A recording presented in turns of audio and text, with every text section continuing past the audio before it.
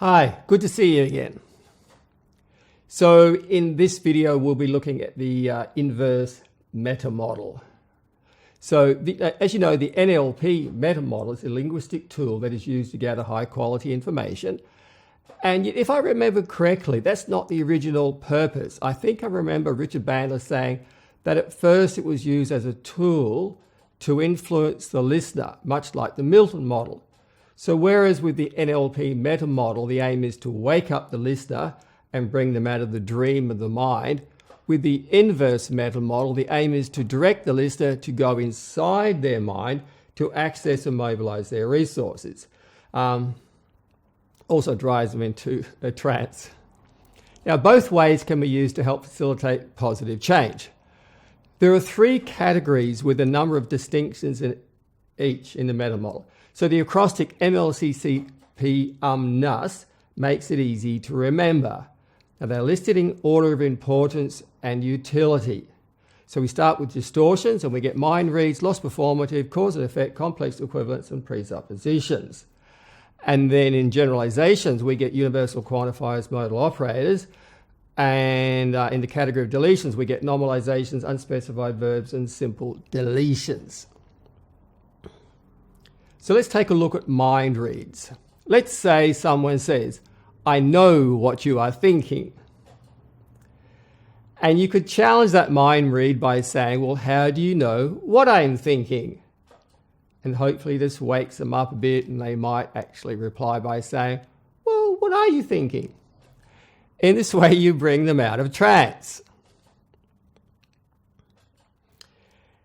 And I think a lot of our politicians and our media commentators are suffering from mind reads, but don't say anything.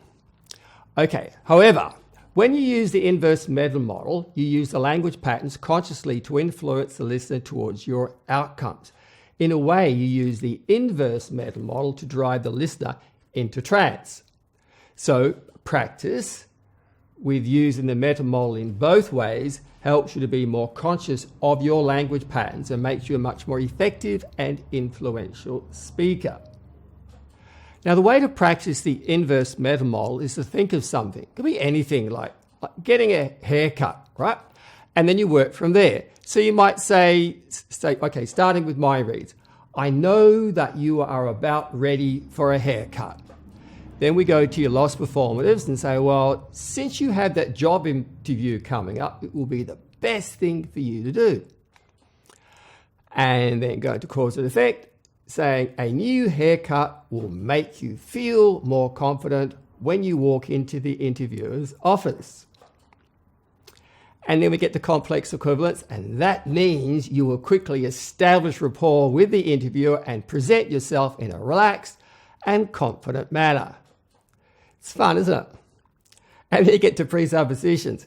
And when you get called in for the second interview, they will see a consistency in your presentation. Which takes us to universal quantifiers, because all the interviewer wants to know is that you are everything that you say you are and that you always follow through on your promises. And then to modal operators, so if you could make a time to get your hair cut tomorrow, then by just doing that, it should put you in a positive frame of mind because you need to get this job, don't you? And I just threw in that tag question there because tag questions are really useful. Tag questions force the listener to respond. You know, it's like they either respond with a head nod and a yes, or a shake the head and a no. It's really useful. Then we go to normalizations. So as you move through life, I think you will find that the power of influence comes from mastery of self. Then to unspecified verbs, so keep trying. And then to simple deletions, I believe you can do it.